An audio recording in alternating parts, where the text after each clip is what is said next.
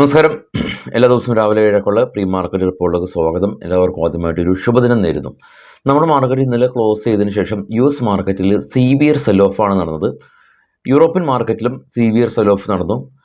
ഇപ്പോൾ ട്രേഡ് ചെയ്യുന്ന ഏഷ്യൻ മാർക്കറ്റും സിവിയർ ഫോളിലാണ്. ഈവൻ ജപ്പാൻ മാർക്കറ്റ് ഏകദേശം 4.5%, അതായത് 1800 പോയിൻറ്റിൻ്റെ മുകളിൽ ഫോളിലാണ് ജപ്പാൻ മാർക്കറ്റ് ഇപ്പോൾ ട്രേഡ് ചെയ്യുന്നത്. ഇന്നലെയും ഫോളിലായിരുന്നു ഉണ്ടായിരുന്നത്. നമ്മൾ മാർക്കറ്റിലേക്ക് വരുമ്പോൾ നിഫ്റ്റി ഇൻഡിക്കേറ്റ് ചെയ്യുന്നത് 100 പോയിൻറ്റിൽ കൂടുതൽ ഒരു ഗ്യാപ്പ് ഡൗൺ ആണ്. പക്ഷേ വിരോധാഭാസമായിട്ടുള്ള കാര്യം, ഇന്നലെ FIS ഇന്ത്യൻ മാർക്കറ്റിൽ നെറ്റ് ബയേഴ്സ് ആയിരുന്നു എന്നുള്ളതായിരുന്നു. 2089 കോടി രൂപക്ക് FIS ബൈ ചെയ്തു. DIs 337 കോടി രൂപക്ക് സെല്ല് നടത്തിയിട്ടുണ്ട്. അപ്പോൾ ഇന്ന് മാർക്കറ്റിലേക്ക് വരുമ്പോൾ ടാറ്റ മോട്ടേഴ്സിൻ്റെ റിസൾട്ടും അങ്ങനെ ഒരുപാട് കമ്പനീസിൻ്റെ, അദാനിയുടെ ഒക്കെ റിസൾട്ട് എല്ലാം തന്നെ റിഫ്ലക്റ്റ് ചെയ്യുന്നുണ്ട്. അതിനൊപ്പം തന്നെ ഈ ഗ്ലോബൽ മാർക്കറ്റും അതും അഡ്ജസ്റ്റ് ചെയ്ത് പോകുന്ന ഒരു രീതിയാണ് ഇന്നുണ്ടാവുക. ഗ്ലോബൽ മാർക്കറ്റ് നമുക്ക് നോക്കാൻ പറ്റും. ടോപ്പിൽ bitcoin 65,000, Brent oil 79, gold $2,450 per ounce. Australia, China, Korea, Nikki, Japan market കാണാം 1800 പോയിന്റ് ഇടിവ്. ഡോ ഫ്യൂച്ചർ നെഗറ്റീവാണ്. ഇന്ത്യ വിക്സ് പോട്ടെ. ജർമ്മൻ മാർക്കറ്റ് കാണാം. ഇന്നലെ ജർമ്മൻ മാർക്കറ്റ് 2.5%, ഫ്രാൻസ് 2.5%, UK 1%, ഡോ 1%, നാസ്ഡാക്ക് 2.5%. എവിടെയും നെറ്റ് വലിയ സെൽ ഓഫാണ്. കൂടാതെ തന്നെ US മാർക്കറ്റിൽ ലിസ്റ്റ് ചെയ്ത ഇന്ത്യൻ കമ്പനികളിൽ എന്ന പ്രശ്നങ്ങളൊന്നുമില്ല.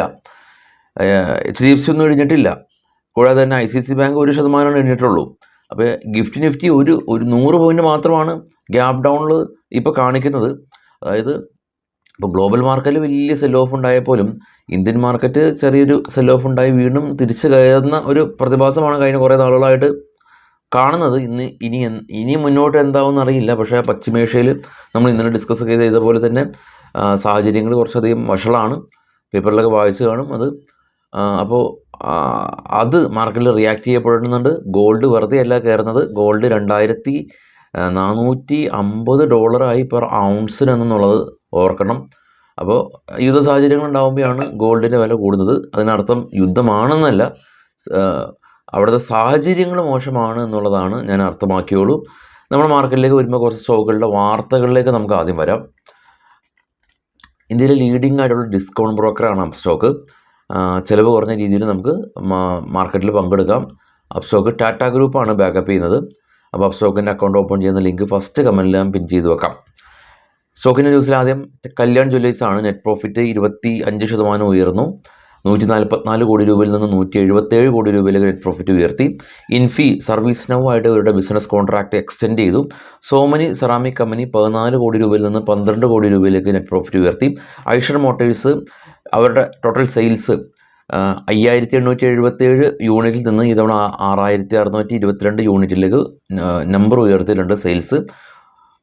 എല്ലാ മാസവും ആദ്യമാണ് നമ്മുടെ ഓട്ടോമൊബൈൽ കമ്പനികളുടെ സെയിൽസ് റിപ്പോർട്ട് വരുന്നത്. ഭാരത് വയർ കമ്പനി 23 കോടി രൂപയിൽ നിന്ന് 18 കോടി രൂപയിലേക്ക് നെറ്റ് പ്രോഫിറ്റ് കുറഞ്ഞു. KP ഗ്രീൻ എഞ്ചിനീയറിംഗ് കമ്പനിക്ക് 53 കോടി രൂപയുടെ ഓർഡർ കിട്ടി. ഹീറോ മോട്ടോകോർപ്പ് അവർ 3.91 ലാക്ക് യൂണിറ്റ് വിറ്റാണ് ഇത്തവണ 3.7 ലാക്ക് യൂണിറ്റാണ് വിറ്റത്. ത്രിവേണി എഞ്ചിനീയറിംഗ് കമ്പനി 67 കോടി രൂപയിൽ നിന്ന് 31 കോടി രൂപയിലേക്ക് നെറ്റ് പ്രോഫിറ്റ് കുറഞ്ഞു. രത്തൻ ഇന്ത്യ പവർ കമ്പനി 41 കോടി രൂപയിൽ നിന്ന് 91 കോടി രൂപയിലേക്ക് പ്രോഫിറ്റ് ഉയർത്തി. HPL ഇലക്ട്രിക്കൽ കമ്പനി 6 കോടി രൂപയിൽ നിന്ന് 17 കോടി രൂപയിലേക്ക് പ്രോഫിറ്റ് ഉയർത്തി. SCS എൻ്റർപ്രൈസസ് കമ്പനി 18 നിന്ന് 27 കോടി രൂപയിലേക്ക് പ്രോഫിറ്റ് ഉയർത്തി. എവറസ്റ്റ് ഇൻഡസ്ട്രീസ് കമ്പനി 17 കോടി രൂപയിൽ നിന്ന് 15 കോടി രൂപയിലേക്ക് പ്രോഫിറ്റ് കുറഞ്ഞു. റെപ്കോ ഹോം കമ്പനി 87 കോടി രൂപയിൽ നിന്ന് 105 കോടി രൂപയിലേക്ക് പ്രോഫിറ്റ് ഉയർത്തി. പ്രദീപ് പോസ്റ്റ്ബേസ് കമ്പനി 120 കോടി രൂപ ലോസ് ഉണ്ടാക്കിയ കമ്പനി ഈ തവണ എത്രയാണ് 6 കോടി രൂപ പ്രോഫിറ്റിലേക്ക് കമ്പനി പ്രോഫിറ്റ് ഉയർത്തിയിട്ടുണ്ട്. അപ്പോൾ ഇതാണ് ഇപ്പോൾ ഉള്ള ന്യൂസുകൾ. ഗ്ലോബൽ മാർക്കറ്റ് നമ്മൾ കണ്ടു കഴിഞ്ഞു. ചെറിയ നെഗറ്റീവ് സെൻറ്റിമെൻറ്റ്സ് ഉണ്ട്. അപ്പോൾ അതനുസരിച്ച് ട്രേഡ് ചെയ്യാൻ ശ്രമിക്കുക. ഇന്ന് സെൻസെക്സിൻ്റെ എക്സ്പയറിയാണ്. സെൻസെക്സ് നിഫ്റ്റി പോലെയല്ല. നിഫ്റ്റിയുടെ 3.3% മൂവ്മെൻറ്റ് ഉണ്ടാവും. നിഫ്റ്റിയുടെ സ്പോട്ടല്ല സെൻസെക്സിൻ്റെ സ്പോട്ട്. അപ്പോൾ അതനുസരിച്ച് ട്രേഡ് ചെയ്യുക. പല ആളുകളും നിഫ്റ്റിയിൽ വെക്കുന്ന 100 പോയിൻറ്റ് സെൻസെക്സിൽ വെക്കാൻ ശ്രമിക്കാറുണ്ട്. വലിയ രീതിയിൽ ലോസും വരാറുണ്ട്. കഴിഞ്ഞ ആഴ്ചയിൽ നമ്മളങ്ങനെ ഒരു കേസ് നമ്മൾ കണ്ടു. അപ്പോൾ സെൻസെക്സ് എന്താണ് എന്നുള്ള രീതിയിൽ മനസ്സിലാക്കി മാത്രം സെൻസെക്സിൽ ട്രേഡ് ചെയ്യുക, അതല്ലെങ്കിൽ സെൻസെക്സിൽ ട്രേഡ് ചെയ്യാതിരിക്കുക. വളരെ സിമ്പിളാണ്. എല്ലാവർക്കും ശുഭദിനം.